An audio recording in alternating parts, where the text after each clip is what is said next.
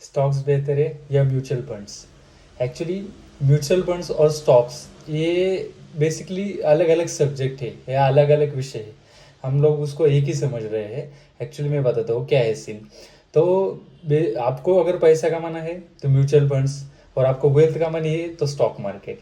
Mutual fund में आप क्या करोगे, आपका जो भी अर्निंग है उसमें से जो भी आप सेविंग कर रहे हो, वॉट एवर जो मनी रहेगा आप उसमें डालोगे। कंपनी उनके तरफ से एनालिसिस करके उनके तरफ से पैसा उसमें डालेगी और इन्वेस्टमेंट कर दी, उस हिसाब से आपको रिटर्न मिलेगा। पर स्टॉक में ऐसे नहीं रहता। स्टॉक में आप क्या करेंगे, आप खुद से एनालिसिस करेंगे, कंपनियां ढूंढेंगे, नॉलेज लोगे, फिर जाके आप उसमें इन्वेस्ट करोगे।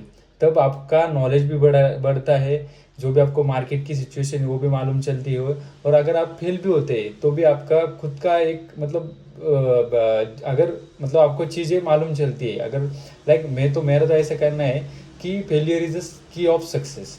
अगर आप फेल ही नहीं होगे तो आपको सक्सेस का भी असली मतलब क्या है वो पता नहीं चलेगा।